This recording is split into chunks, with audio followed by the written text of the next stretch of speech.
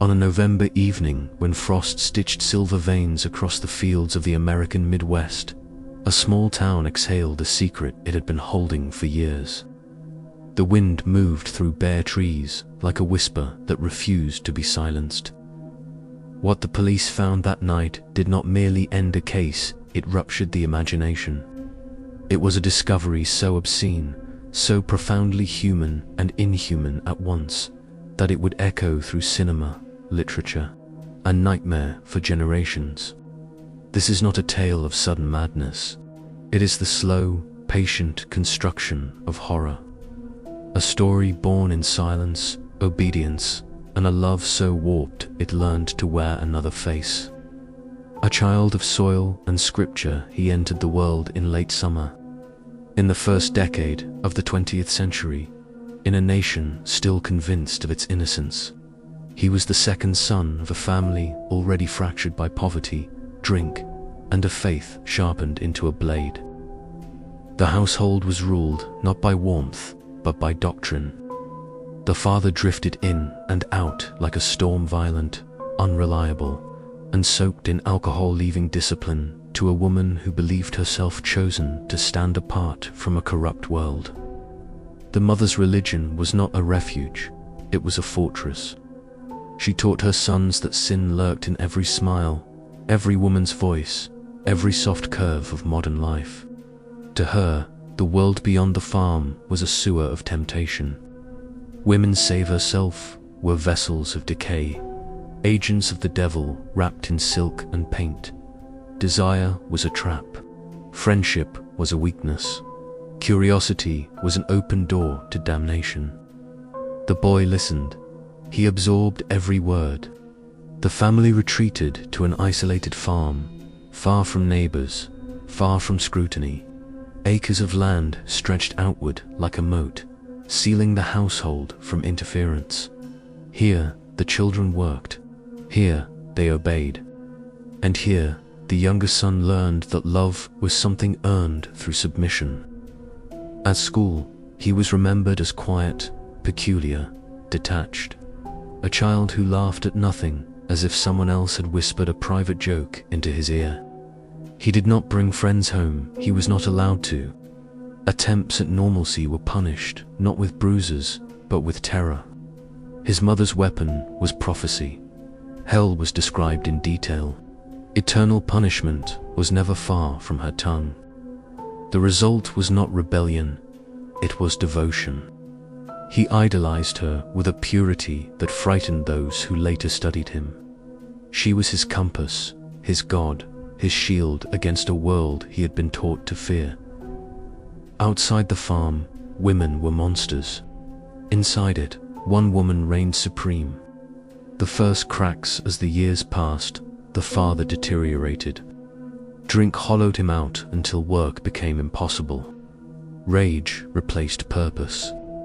The sons learned to endure his fists, learned to wait for the ringing in their ears to subside. Eventually, the body gave up what the mind had long since abandoned. Death did not loosen the mother's grip. If anything, it intensified.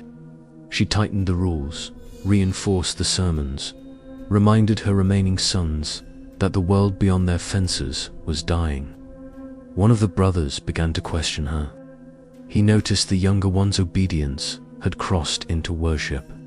He worried aloud. He challenged the balance. Then, one afternoon, fire crept across the land. What began as controlled burning dissolved into chaos.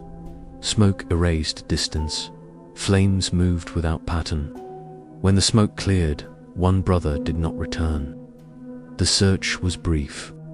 The body was found too easily. Officially, it was an accident smoke, exhaustion, perhaps a failing heart. Unofficially, murmurs followed the burial. Marks where there should have been none. A certainty in the survivor's directions that unsettled those who followed him. Nothing was proven. Nothing ever would be. But something had shifted. The mother fade's grief did not soften the matriarch. It consumed her. The loss was followed by collapse, first of the body, then of the will. A stroke reduced her to dependence, and the youngest son stepped into the role of caretaker with devotion bordering on ritual. For months, he tended to her every need, as if service itself might prevent the inevitable. On a rare outing beyond the farm, she witnessed violence, son animal beaten to death in plain sight. But it was not cruelty that enraged her. It was a woman's presence, an unmarried woman's voice daring to protest. The outrage burned brighter than compassion. Soon after, her body failed again. This time, there would be no recovery. She died in winter. The house fell silent. A shrine of dust alone for the first time in his life. The man did not grieve in any recognizable way. Instead, he preserved. Rooms were sealed. Doors were boarded. The spaces she had occupied were transformed into a shrine untouched, immaculate, frozen in time. The rest of the farmhouse was surrendered to rot. He slept near the kitchen, in a smaller room, as if reducing himself were an act of penance. Outside, life continued. He worked odd jobs, fixed fences, babysat children. To neighbors, he was strange but gentle. A man who spoke softly, laughed oddly, and kept to himself. Inside the house, something else was growing. The education of obsession books replaced people. Not novels, but anatomy, death, war, atrocity. He consumed accounts of human experimentation and mass suffering, reading late into the night as the house groaned around him. He fixated on rumors of skins taken, faces repurposed, bodies reduced to objects. He did not see horror, he saw possibility. Soon, he began visiting graveyards. Night work, he read the obituaries with care. Middle-aged women, recently buried. Those who, in his fractured perception, resembled the woman he had lost. Under cover of darkness, he dug. He later described these acts as trance states, in which he felt guided rather than choosing. Sometimes, clarity returned, mid-act, and he fled in panic. Other times, he completed the task. He did not believe he was violating the dead. He believed he was restoring something taken from him. The dead came home. A house transformed over the years. The farmhouse changed. Bones replaced furniture. Skin became fabric. Faces were stretched, cured, repurposed. Objects lost their meaning. A bowl was no longer a bowl. A chair was no longer something to sit upon. He denied intimacy with the bodies. Smell, he said, prevented it. But he admitted to everything else. The house became an extension of his mind, fragmented, obsessive, devotional. For nearly a decade, no one knew. The first vanishing a woman disappeared from a small roadside business one winter afternoon. Blood remained, money was gone. The body was not. The town whispered. He made a comment offhand, unsettling, easily dismissed. No one believed him. They should have. Toward the inevitable, by the mid-1950s, the line between the living and the dead had eroded completely. What began beneath the earth was now walking among the living. The obsession demanded more than silence, more than substitution. It demanded permanence.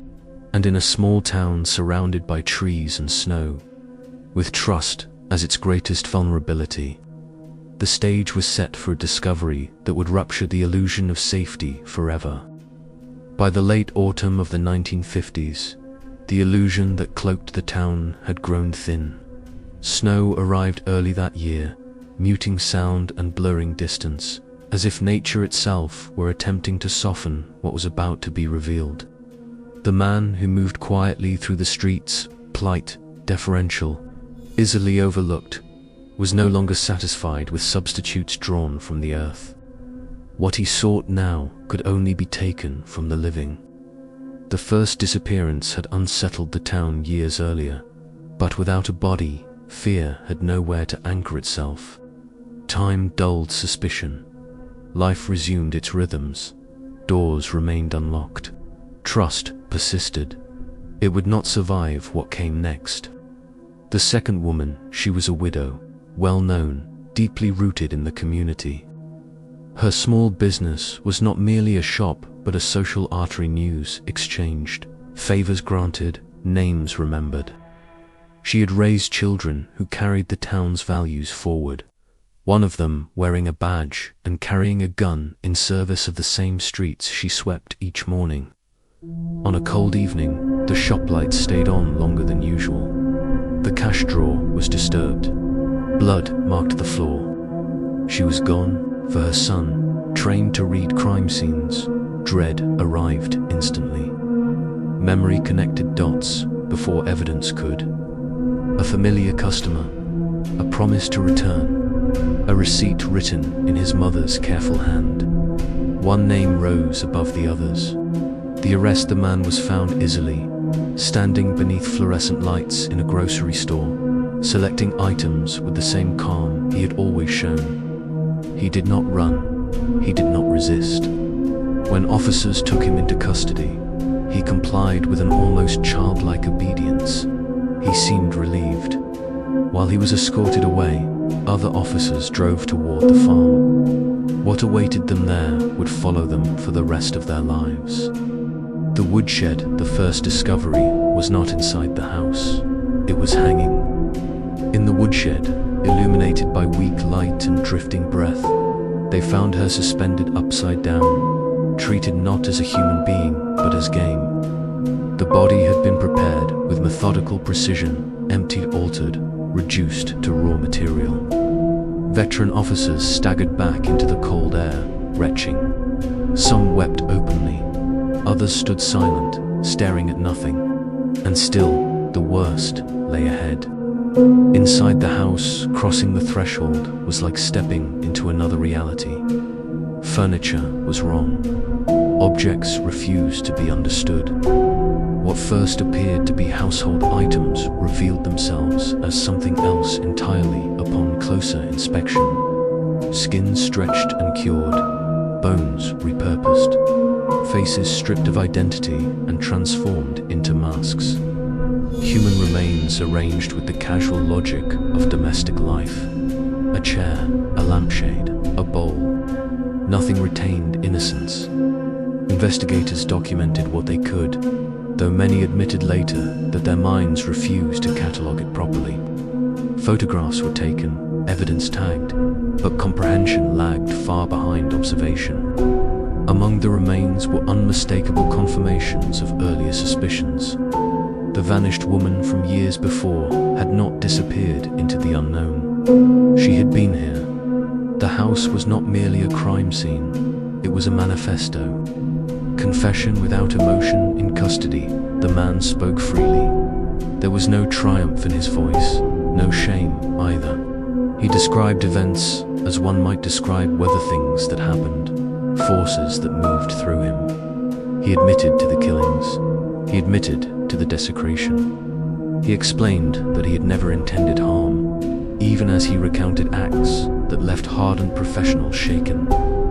According to him, the shooting had been an accident. The gun discharged.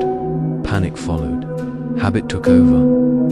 Whether this was truth or self-deception mattered less than what followed. The question of sanity. Doctors were summoned. Psychiatrists listened. They heard a man who described voices, commands, urgings, instructions delivered from somewhere beyond his conscious control. They heard a fixation so complete it had replaced identity itself. He did not speak of hatred toward women. He spoke of longing. He wanted another mother, or, failing that, to become one. The grave robbing, the killings, the creation of garments and skins were not, in his mind, acts of cruelty. They were attempts at restoration, resurrection. He was diagnosed as profoundly psychotic. The court agreed. Rage and consequence. Not everyone accepted clinical detachment. One interrogator, overwhelmed by what he had seen, lost control. Violence erupted in the interview room. The outburst, born of human fury, tainted the legal process. Early statements were rendered unusable, yet it changed nothing essential. The truth was already everywhere. The trial that wasn't years passed before proceedings resumed. Treatment stabilized the man. Time softened symptoms, but not memory. When the trial finally began, it unfolded without a jury. Experts argued over intent, awareness, responsibility. One side pointed to careful planning, the other to complete detachment from reality. The verdict satisfied no one completely. He was guilty. He was also insane. Prison was deemed inappropriate. He would spend the remainder of his life behind locked doors of a different kind. Life after horror inside the institution. He was unremarkable, polite, cooperative, almost gentle. He painted polished stones, spoke when spoken to. Staff described him as calm. The contrast disturbed many more than rage ever could. Erasing the house, the farmhouse did not survive him. Sold, then destroyed by fire, it vanished in smoke and ash. Whether accident or intention was never resolved. When told of its destruction, the man responded with indifference. It no longer mattered. Death, and what remains decades later, illness claimed him quietly. There were no headlines, no crowds. He was buried near the figures that had shaped his life. Even then, the fascination lingered. Pieces of his grave marker were stolen until nothing remained. Now, there is no name, only a place. The echo what endures is not the man, but the questions he left behind. About isolation, about control disguised as love, about what happens when devotion is allowed to consume identity. The town healed, but scars remain beneath the surface. Stories are still told in lowered voices. Doors lock a little earlier. And when winter settles over the fields, and the wind moves through bare trees like a whisper that refuses to die, the silence carries memory, not of a monster, but of how one was made.